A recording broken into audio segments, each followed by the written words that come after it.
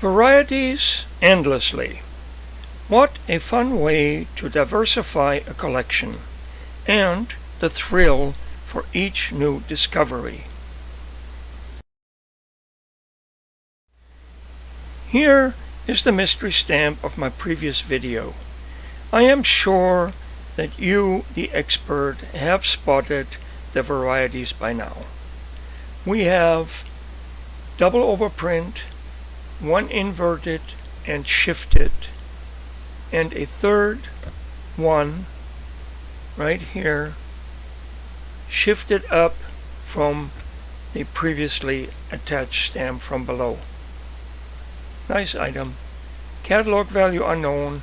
So far I have not found a listing in any of the many catalogs I do have. Color varieties can be very lucrative, with many listings in catalogs.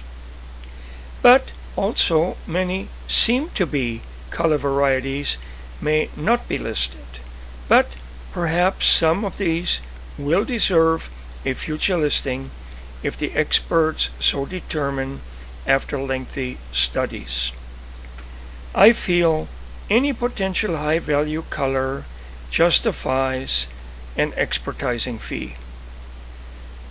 Not only will you know what color it is it the better or not, and also it will be a good learning lesson. I certainly would go for that.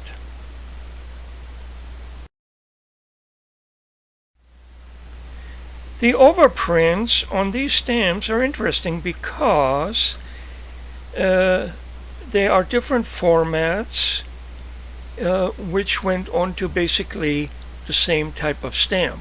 For example, here we have on the left a very fat X over the original 6-cent value, and the next stamp over, which is the identical stamp, we have a much slender X over the 6.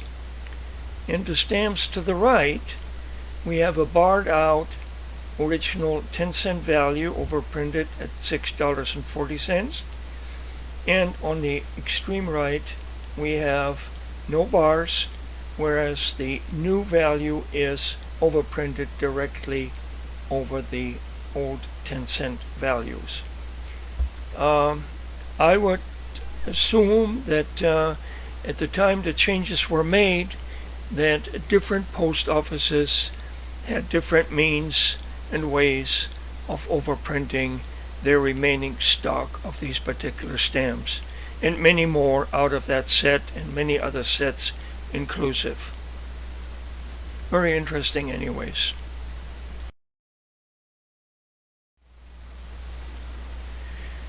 Stamps of this nature raise a red flag because their origin is definitely questionable. The left stamp from Spain and the right stamp is from Serbia. There are many more in similar designs like these. Don't spend good money on these. If they come with the collection, fine. They always are a good adding to your existing collection. Every stamp, as we know, we find kind of interesting. The Jordanian 1949 stamp for use in Palestine has a double inverted overprint. Right here, Arabic, and up here in English. Very nice item. The Nicaraguan stamp has a nice double overprint right here. Easy to see, but still can easily be overlooked as well if you're rummaging through a box of stamps. So be very careful and look closely. The Nicaraguan stamp, by the way, the basic overprinted stamp, the normal, catalogs about 25 cents. This variety catalogs about $10. So quite a difference and a nice addition to a Nicaragua collection.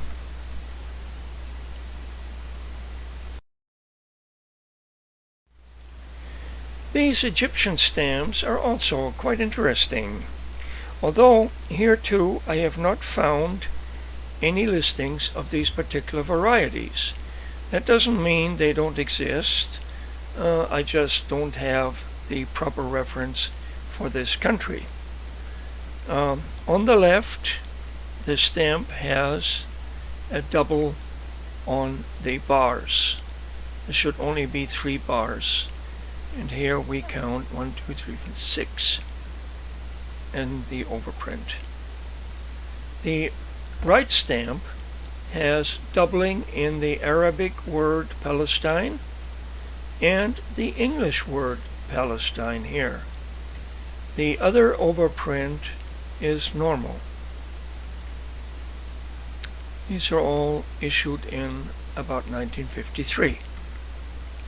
Nice items too.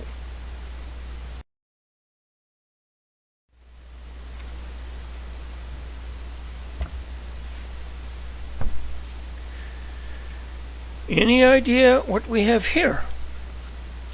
Well, it may be a little harder to see, so I will tell you. It has to do with perforation differences. In the left vertical row, we have Perforation 13. That's this one here. Both of these stamps. And the right vertical row has Perforation 11. The Perforation 13 is at a minimum catalog value. The Perforation 11 is at several dollars catalog value. Some perforation values can be quite expensive, also in this particular time frame where these stamps were printed. So always check accurately.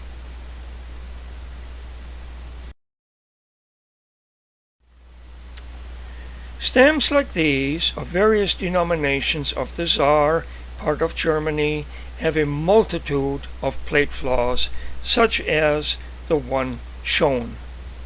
That one is right here. The flaw basically is the separation between the I and the E, which is wider than normal, as you can see on the left stamp as well as on the right stamp. These two are normal, and the middle stamp is the variety. But there are many other flaws in this type of an overprint in many of the other denominations as well, and they all do have a listing, at least those that the expert felt were the main ones. Many catalog from just a few dollars all the way up to quite a few dollars. So again, check closely.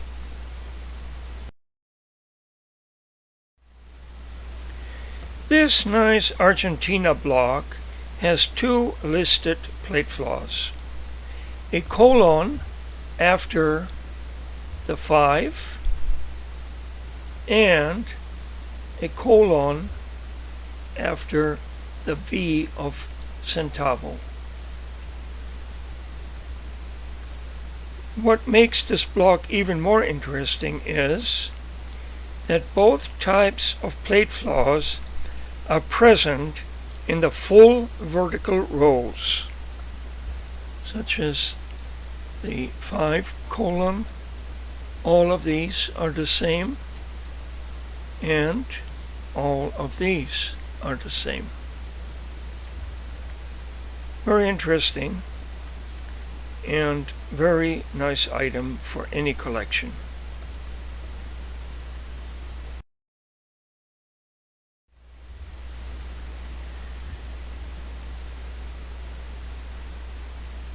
I have no listing either for this Italian occupation stamp, overprinted on an Austrian stamp, and then as a bisect, cancelled on piece the city of Pola in 1918.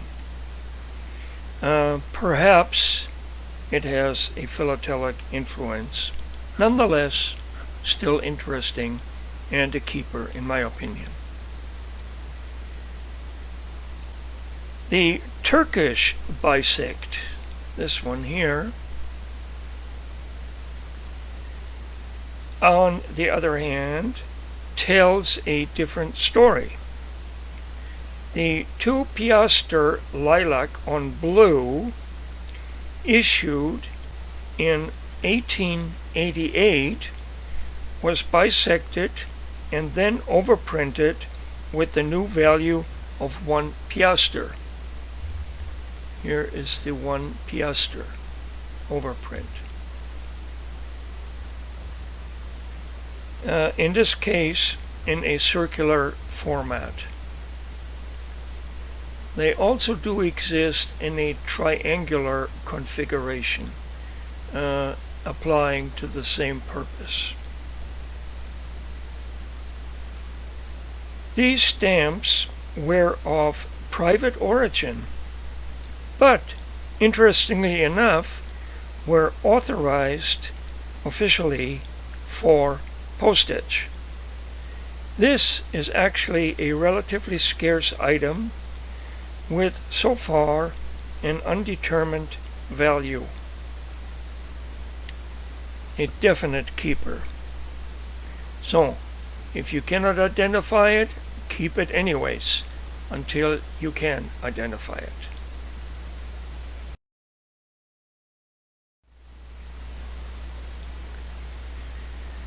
All the shown varieties, whether listed or not, are all little treasures, and with some luck, even big treasures.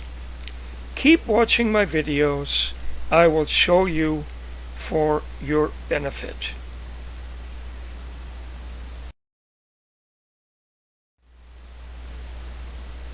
Thank you so much for watching. I hope you will give me thumbs up, and even more so, I hope deeply you will subscribe to my videos. Thanks.